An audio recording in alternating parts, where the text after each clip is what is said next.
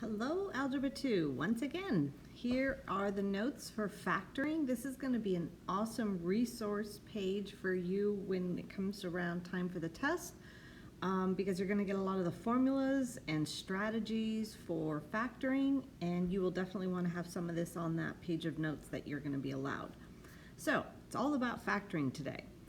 The main thing to know is be sure to factor completely, because in the process it may require that you use several strategies, and the first one you always want to first check for is looking for something that is a common factor to every term. Always look for that before you start doing any factoring. So what do we mean by the GCF, the greatest common factor? Well, that would be something generically like if I had AB minus BC, I notice that I have a B in both terms, so we factor it out. It's as if you're dividing each term by B, and in parentheses is what is left behind. So in this first example, you might want to look what is common to all terms, and we can see that that's going to be an X, and we pull it out. When you are dividing by x, you're subtracting exponents, so that becomes x squared minus 4x minus 5. Now that's great, you pulled out the GCF, but now you want to look and see, well, can I still factor that? And in this case, we actually can, because you've done these before. So we know that the negative 5 goes on top, the negative 4 goes here, and that's going to be a negative 5 plus 1 in the side, and since x is 1. So this greatest common factor outside, it's going to stay there, but then we factor our trinomial here as x minus 5, x plus 1, and that one is done. Okay? Here, the difference of squares. This one is extremely common, and it's a lot of times going to be something that you still need to keep doing. So this is the one where you see something squared minus something squared, two perfect squares. The difference, that means subtraction. How do we factor that? Well, notice that there's no middle term, so this is kind of like it factors into what we called conjugates before. So you take off the square root of the first term, the square root of the last term, and we have no middle term because it got added and subtracted away. So the main key is just to be able to identify what is your A and what is your B.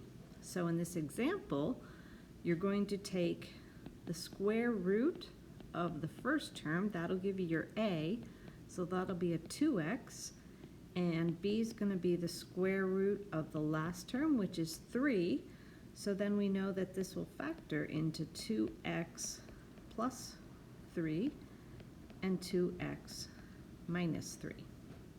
All right, so that would be your difference of squares. You want to identify your A, identify your B, and there's your strategy. In our next one, we have, this one is just sort of generic, your general trinomials, where you always want to set it equal to 0. In standard form, it looks like this.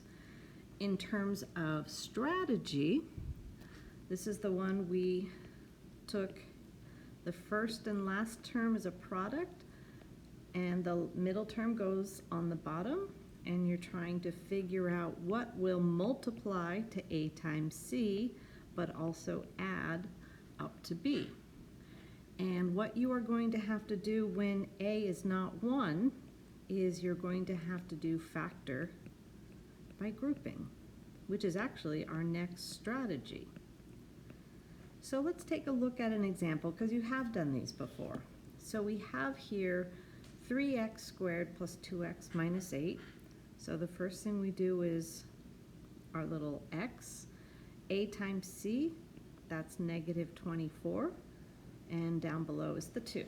So what times what is negative 24 but adds to 2? And hopefully you came up with 6 minus 4.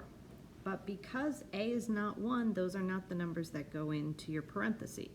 What you're going to do is expand that middle term. So instead of a 2x, we write it as 6x minus 4x, and then minus 8. So we've just expanded the polynomial. And now we do what's called factor by grouping, where you look at just the first two terms. So I see that they share a 3x. So I can pull that out. I'm left with x plus 6. And in the second two, I have a -4. Always pull out the negative if you have one there. And beware that it will change. Uh-oh, something happened. 6 minus 4 is -24. That is a +2. Oh, sorry. I was just jabbering away and didn't realize this is not x plus 6. That is going to be x plus 2. Thank you. Whew. So then we have x plus 2. And that's actually a good point, because notice I caught my mistake. I realized this was going to be an x plus 2. Notice I had to change this sign because I factored out a negative. These two always have to be the same. So if for some reason it's not, you can go back and check, just like I did. Something happened. So now I'm going to factor out x plus 2 from each of those terms, and the remainder, what's sitting outside the parentheses, goes in its own grouping. All right? So that was factor by grouping, at least the second half of that factoring. Officially, when you are doing factoring by grouping, I will always look to see when I'm given 4 terms if factoring by grouping works. It won't always, but a lot of times it does. So it will look something like this. I see that I have 4 terms, and so I group the first 2, group the last 2, and what is common in this first set is A, and what is common in the second set is B, and I notice then that left me with a common factor, and so this comes out as x plus y, and then what remains outside gets its own parenthesis. All right, so that is factor by grouping officially. So notice in this example, we are going to kind of group the first 2, and then group the last 2. So what's common to the first 2? We see there's an x squared. That leaves me with x plus 5. And in the last one, I'm going to factor out a -4, which leaves me with x plus 5. Remember, that will change. Always do a quick mental redistribution to make sure you factored something out correctly. So then we can pull the x plus 5 here, and we're left with then x squared minus 4. And so hopefully you notice we actually are not done, because this x squared plus 4 is a difference of squares. So that means I can factor this further. So I have the x plus 5, then we have x plus 2 times x minus 2. And now that one is completely factored, and hopefully you guys realize you just factored a cubic polynomial. That's actually pretty huge, so you should be pretty proud of yourselves there. Okay, these last 3 are going to be incredibly new. You've never seen these before. And there is a way to not memorize. It's going to be a formula, basically. And I'll try and describe it. It's hard through a video of the why it works, but I want to show you, after we do some examples on the next page, a trick you could do to kind of remember the pattern if you forget it. Okay, so a difference. Remember, difference means subtraction of 2 cubes. So this means we're going to look at a cubed minus b cubed.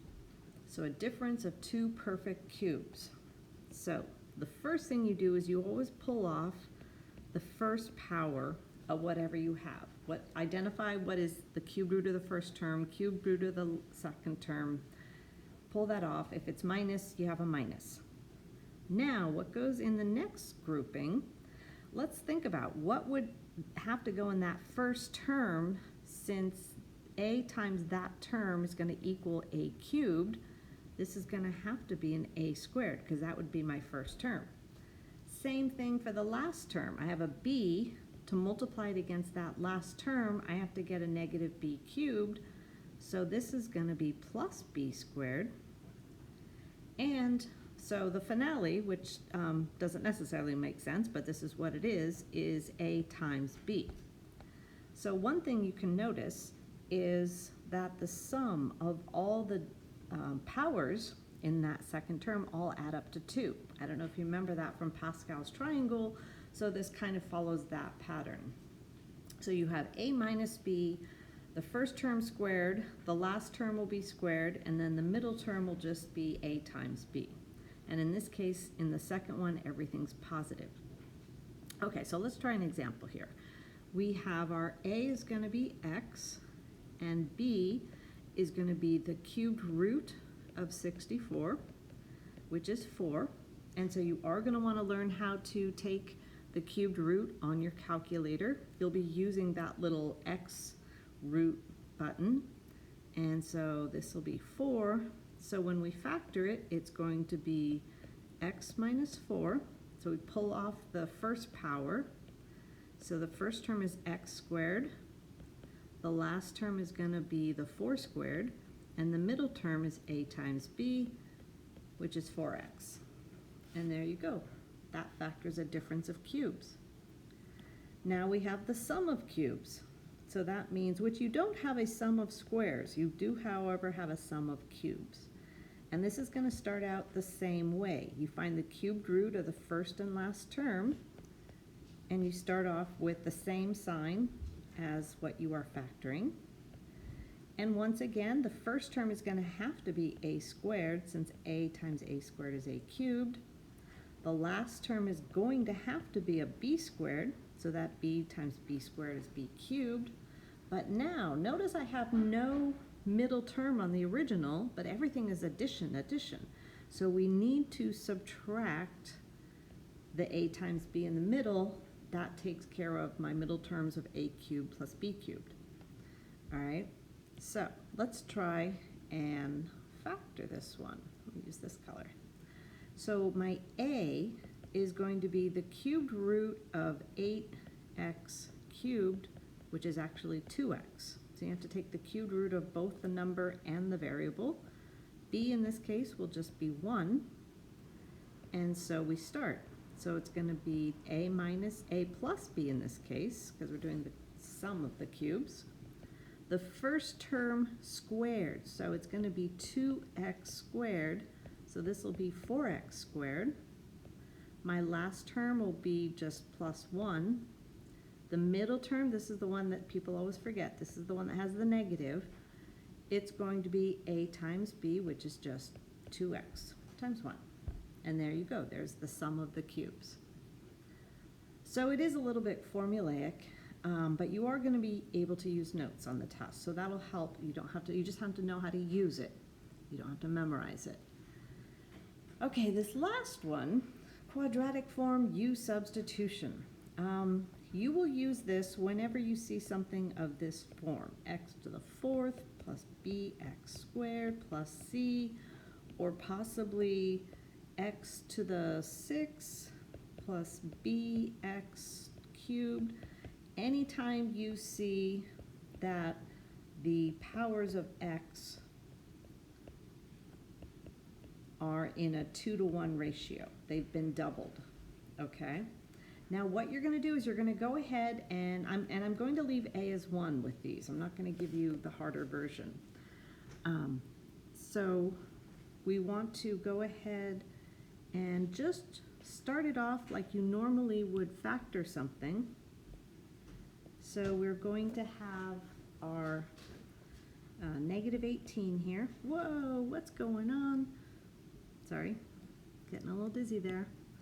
Okay, here we go. Here's my negative 18, and here's my positive 7. And we still want to figure out what times what is negative 18, but adds to 7, so that's going to be a positive 9 times a negative 2. All right, so we go to do our parentheses because a is 1. So we know this will be plus 9. This will be minus 2. And so the only way I'm going to get that x squared for the middle term and an x fourth is if this is x squared times x squared. And that would factor it. Now you can double check this by foiling it out. What I did not do is the u substitution, because really what you're doing is in this original problem, you're letting u equal x squared. which of course means u squared is x to the fourth. This is the reason why what I did worked. Some people just like to do the shortcut. So what I would do is rewrite this problem. It becomes u squared plus 7u minus 18. We would go through the same process. We would factor this, and then you would substitute back in u is x squared. Now I find it easier for people just to go ahead and factor it like you normally would, realizing these two are going to have to multiply to give you the x to the fourth. Okay, so now let's go to the next page and practice some. Okay, so here are some examples. If you need to pause to kind of think about, try it on your own, that's not a bad idea. I'm going to kind of keep going though, so the video doesn't get too long.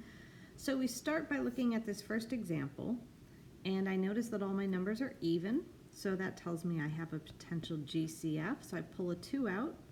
That leaves me with x squared minus 4x minus 12. That looks pretty friendly. So we do our little x-man. We got a negative 12, negative 4. Think about what times what is negative 12. That would be 6 and 2. A negative 6 and a positive 2 would add up to the negative 4. And since we do have a as 1, those are the numbers that are going to go into our parenthesis, and we are done.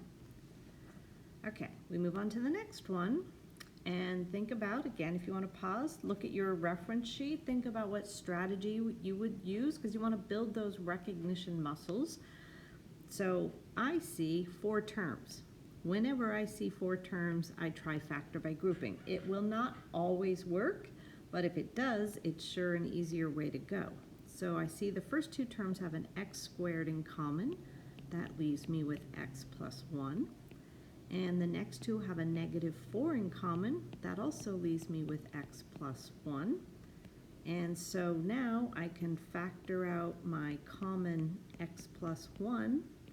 The remnants go in the other grouping.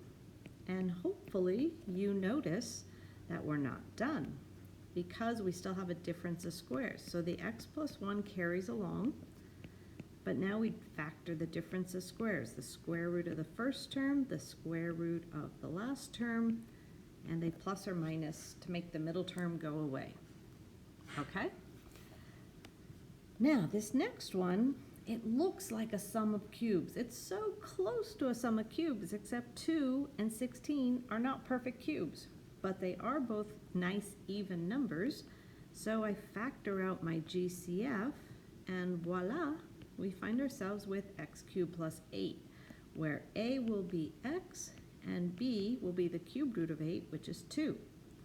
Now, at this point, let's say you totally forget the pattern. All you remember is that you're going to pull out x plus 2, the first power, but you didn't remember if everything's positive or some of them are negative or what the relationship was. So here is a strategy that you can use. I mean, if you have the pattern, by all means, use the pattern. But in case you don't, because you're on the ACT or taking the SAT, something where you have to know how to do this. So you can divide x plus 2 into x cubed plus 8. The result will be what goes in that other parenthesis. But we're going to do it synthetically. So what do we do again? We set that divisor equal to 0, and that means a negative 2 is going to go in the box. We pull off the coefficients of the x cubed plus 8. So 1 is the coefficient on x cubed. I don't have an x squared term, so that has a 0. I don't have an x term, but then I have my 8. We draw our line, and we bring that first coefficient down and start the multiply, add routine. So you multiply, and the answer goes here. We add, then we multiply, and we add, and then 4 times a negative 2 is a negative 8. Remember, a 0 means that this was factorable. So our depressed polynomial, because we divided x into x cubed, that means your first term is going to be x squared. So this is a 1x squared, then minus the 2x. so that went with the x term, and then your constant will be plus 4. And notice it does follow our pattern of this is a squared minus a times b, and then plus b squared. Okay, so if you remember the pattern, that's obviously easier, but if you don't, you could also use synthetic division. All right, this next one, so now we do have a difference of two perfect cubes. So a is going to be the cubed root of 27x cubed. So cubed root of 27 is 3, and then we have an x. B is going to be the cubed root of 125, which is 5. And we can then just use our pattern. So we pull off a minus b. Then remember it's a squared. So this is 3x squared. So you have to square everything. That'll be 9x squared. The last term is the 5 squared. And with the difference of squares, everything will be positive.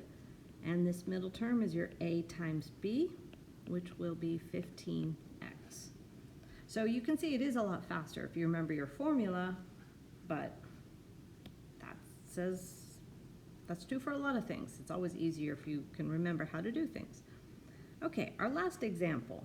So we look at this. I see common factor of 5, and I also see that everyone has at least an x squared. So there's my GCF. That leaves me with x to the 4th, because remember 6 minus 2, you're dividing x to the 6th by x squared, so you subtract your exponents. Next term, I'm going to have 5x squared, and my last term is going to be, plus 6. There we go. So we did a GCF, and we end up with something that looks like a quadratic. So we're going to try our quadratic method, where the a times c goes here. This is -5. So what times what would give me a positive 6, but add to a negative number. Both of these are going to have to be negative, so it'll be 2 times 3. Okay, so we have the 5x squared stays on the outside. We know in the parentheses, since a is 1, one of these will be a -2 and a -3. And the only way I can get x to the 4th here is if I multiply these first terms as x squared times x squared would give me x to the 4th.